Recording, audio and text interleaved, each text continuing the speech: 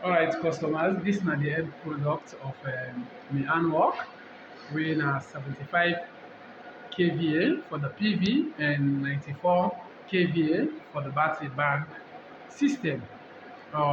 This na ZBT solar product wey we use.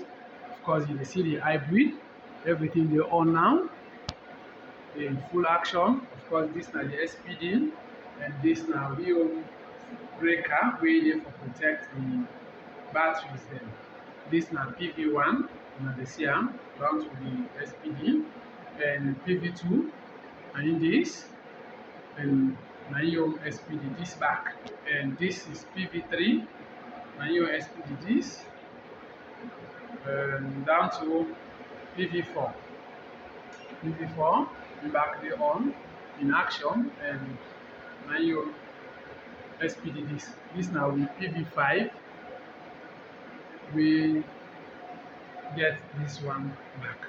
Of course, this now we connect the system into three-phase system, wherein we get two inverters, PV4 and PV5, they work for a phase, PV3 and PV2, they work for a phase, while PV1, we really work as a phase. So this gives you the three-phase system.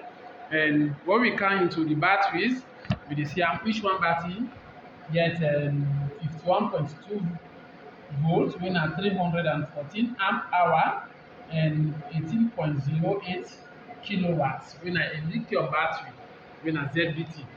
Of course, we dey see them. Let's say we set them in 2-2. This man and this one, they work with PV4 and PV5, and so they work.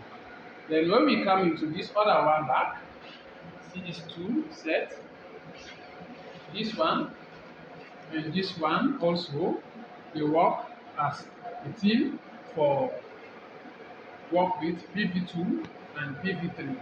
Then if we look at this man now, P1 way, they work with PV1.